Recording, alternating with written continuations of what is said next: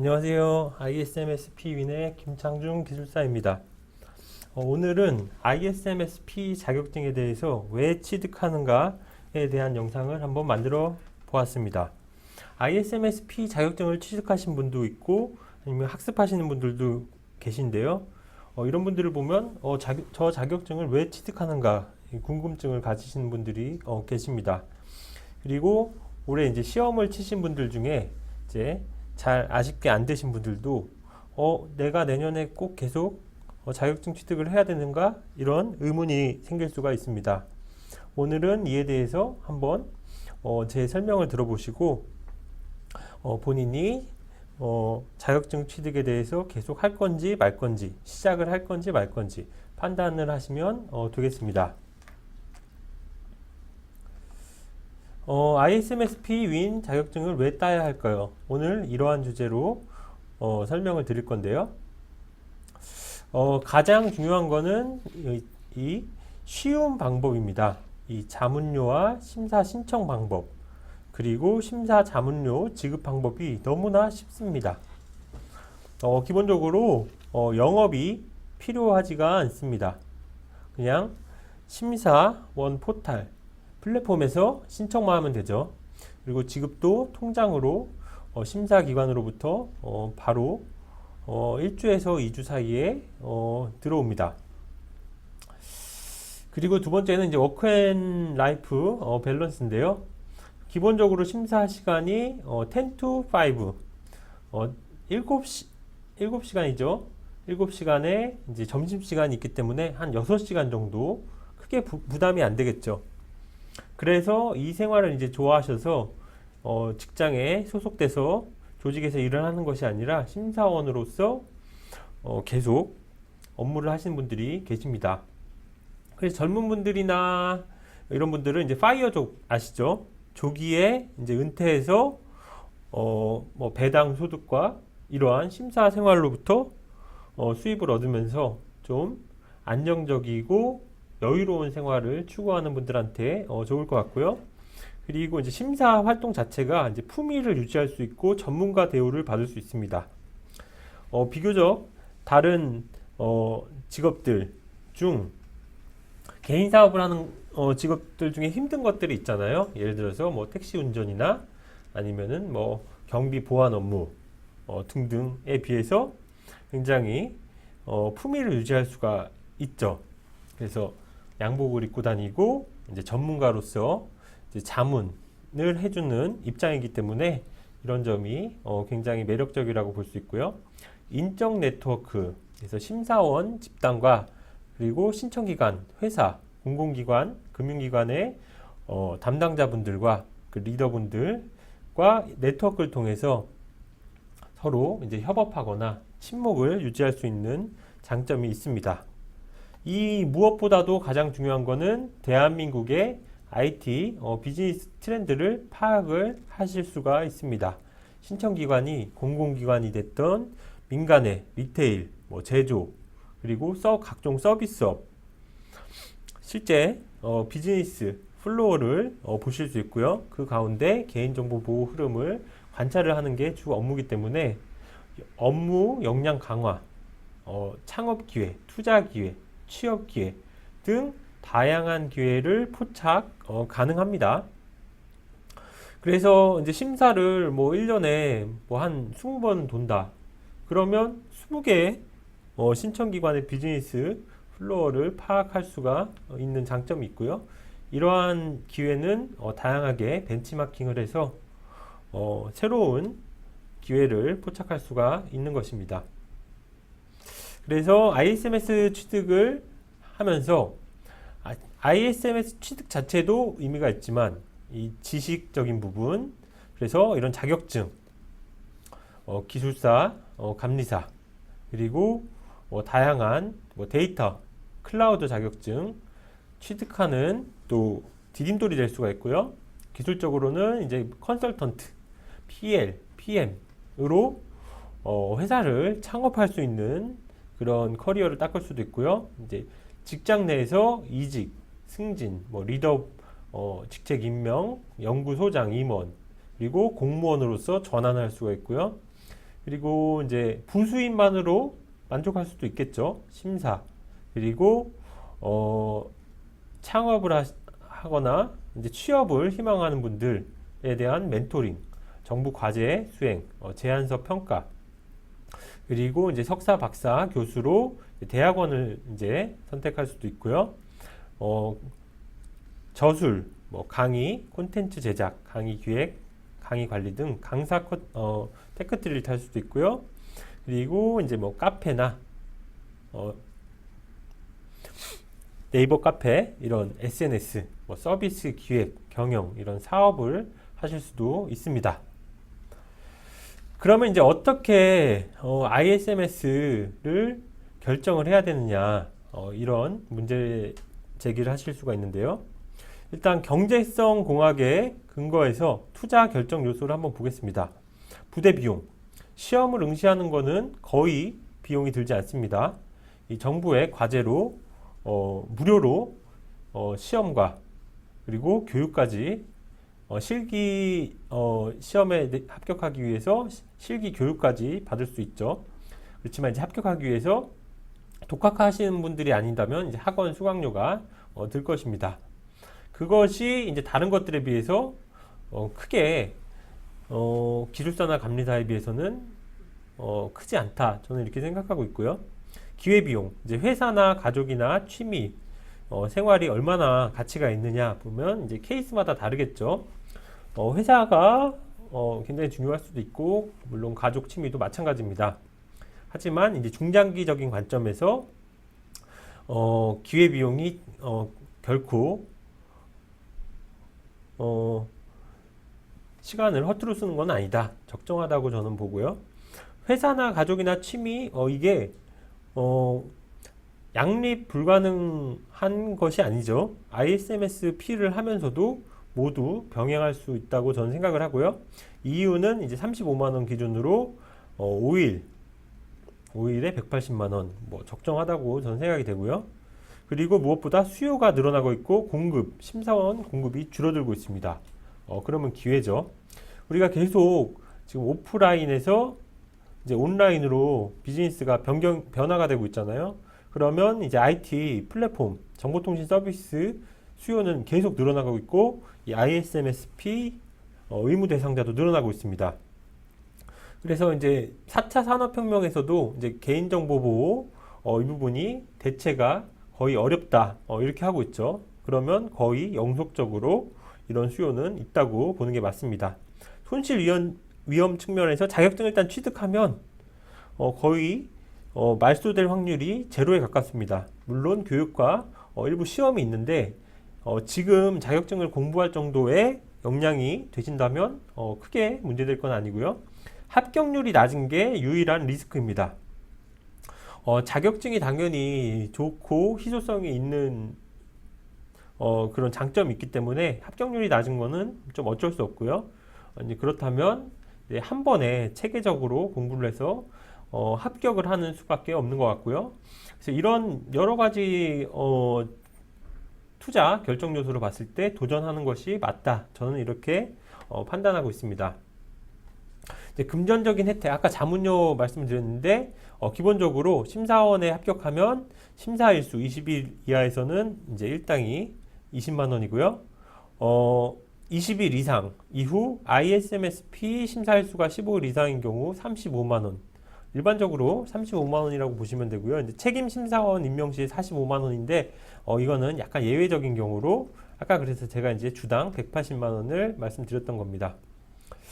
그리고 전문 심사원으로 이제 월 15일 정도 했을 때 이제 한 500만 원 정도 될 수가 있고요. 그리고 프리랜서를 했을 때 이제 월 700부터 2000까지 평균 한 1000만 원 정도 컨설팅 프리랜서로 하실 수가 있고요. 제안서 평가위원 ISMS-P만 있어도 이제 신청이 가능한데요. 시간당 10만 원에서 많은 데는 한 뭐 40만 원까지도 있는 것 같아요. 근데 이제 제가 많이 해보니까 10만 원에서 20만 원이 좀 제일 많았던 것 같아요. 시간당. 그리고 강의료도 이제 5만 원에서 시간당 20만 원. 그래서 노후 준비가 가능하다 이렇게 보고요. 심사원 신청 방법이 너무 간단하죠. isms.or.kr에 심사 공고를 보고요. 물론 ISMS 심사원에게 주는 계정으로 로그인했을 때 이렇게 모집 중인 심사를 클릭을 하면 이렇게 지원을 바로 할 수가 있습니다. 너무 간단하죠. 어떠한 뭐 영업이 필요한 것도 아니고요. 뭐 자기소개를 해야 될 필요도 없고요. 바로 지원을 하면 됩니다. 비금전적인 혜택, 정보보호 쪽에서 최고 권위 자격증이죠. 점점 더 중요하게 이제 생각하는 것 같아요. 그래서 ISMSP 인증 컨설팅, 그리고 그냥 정보보호 컨설팅도 할 수 있고요. 정보보호 프로젝트나 이제 정보보안팀, 정보보안실의 조직 승진, 리더 직책 임명 기회가 있죠. 그리고 이제 보안 커뮤니티에서 심사원들과 협력이 가능하고 활동을 잘하시면 이제 사업이나 교육이나 강의 등 활동을 하실 수가 있고요. 보안 전문가로서 도약을 하고 이제 기술사, 석사, 박사 이런 스펙과 조합이 되면 더욱 잘 활용할 수가 있고요. 이직 시에 지금 가장 우대하는 자격증이 ISMSP 자격증으로 정보보안 최고 자격증입니다. 제가 이제 연령별 ISMSP 취득 로드맵을 한번 살펴봤는데요. 20대 후반에는 이제 컨설팅 측면에서 한번 보시면 좋을 것 같아요. 빨리 취득하면 더 많이 써먹을 수 있고 경력에 훨씬 좋습니다. 그래서 20대 후반 분들은 사실 이제 10년 중에서 6년 경력인데 자격증 하나로 이제 한 5년 정도 있을 수 있잖아요. 특히 여성 같은 경우 취업을 좀 빨리 한다면 도전하는 게 굉장히 좋겠죠. 20대 후반이나 30대 초반은 이제 취득을 한 다음에 1년 동안 한 심사를 한 5회 정도 참여하세요. 굉장히 회사에 일을 잘하면서 휴가를 최대한으로 활용을 하면 할 수 있을 겁니다. 그리고 이제 프로젝트, 컨설팅 프로젝트 한 3회 정도, 또 1년 정도 하고, 그 다음에 젊지만 심사원이면 이제 PM 기회가 있겠죠. PM을 자원을 하세요.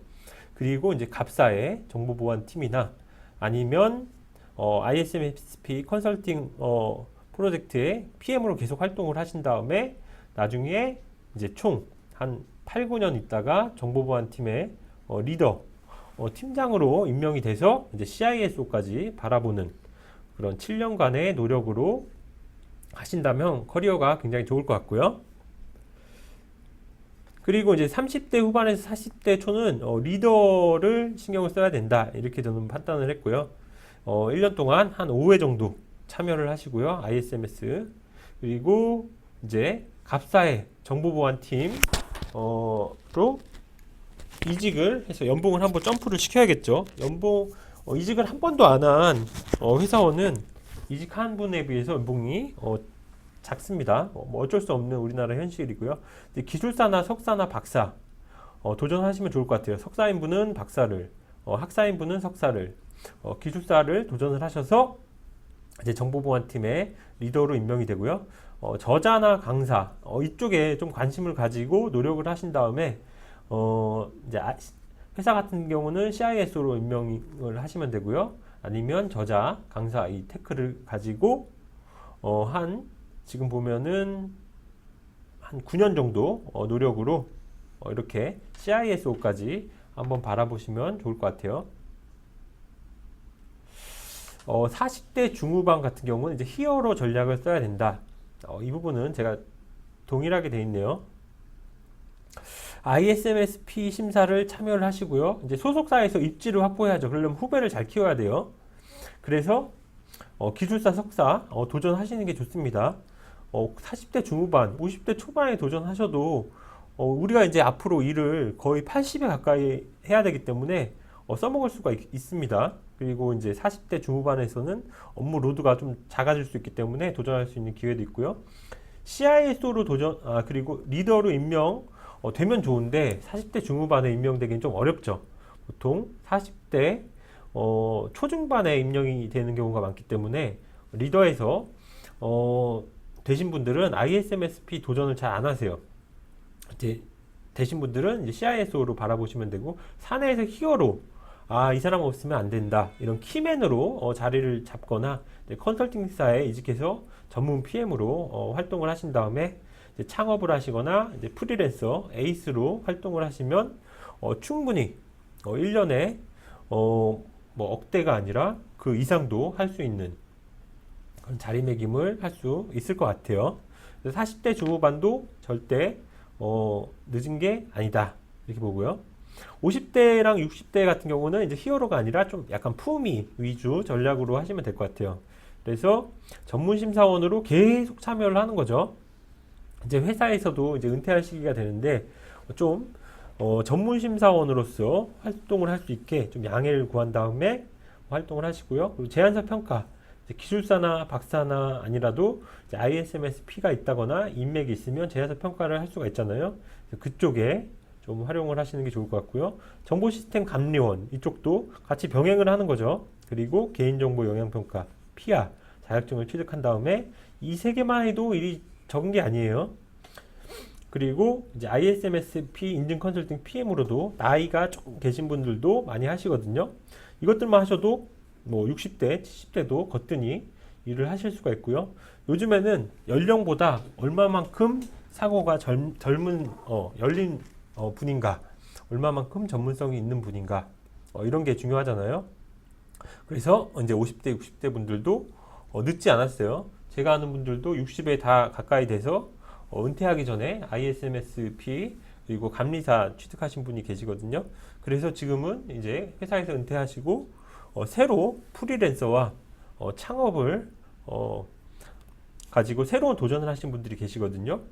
충분히 50대, 60대 분들도 취득을 위해서 노력을 하시는 게 맞다. 저는 이렇게 생각을 합니다. 그리고 무엇보다 공부를 하면 이제 지혜가 생기고 시야가 넓어지죠. 그리고 무엇보다 이제 본인을 변화시킬 수 있는 힘이 생긴다고 생각을 합니다. 그리고 혼자가 되지 않을 수 있고 이제 함께하는 가운데 이제 행복할 수 있다. 그래서 이제 항상 공부는 하는 게 맞다. 저는 이렇게 생각합니다. 이런 많은 질문들이 있겠죠. 합격률이 얼마나 되죠? 얼마나 공부하면 합격할 수 있죠? 독학으로도 합격 가능한가요? 어디서 정보를 얻을 수 있나요? 저도 합격할 수 있나요? 시험이 어렵다는데 어떻게 출제돼서 왜 어려운 거죠? 학습하려고 하는데 어디에서 처음 시작하면 되나요? 2021년 출제 경향이 어떤가요? 등등등 이러한 문제에 답을 하기 위해서 제가 다음 영상을 만들어서 올릴 예정입니다. 그래서 2021년 10월 11일에 ISMSP 위인 유튜브 채널에 영상을 올리도록 하겠습니다. 이 영상을 보시고 ISMSP에 도전을 결정하시면 되고요. 많은 요소들을 봤을 때 저는 ISMSP 도전을 굉장히 추천을 하고 있는데 제가 조언을 드린 대로 도전을 하셔서 성공하시는 분들은 다 정말 큰 기회를 얻었다고 저에게 고마움을 표시하시더라고요. 그런 분들을 뵈면 저는 이렇게 ISMSP 자격증 이렇게 계속 홍보를 할 생각입니다. 여러분의 IT 엔지니어로서의 전문성 확보와 그리고 행복의 건승을 기원하겠습니다. 감사합니다.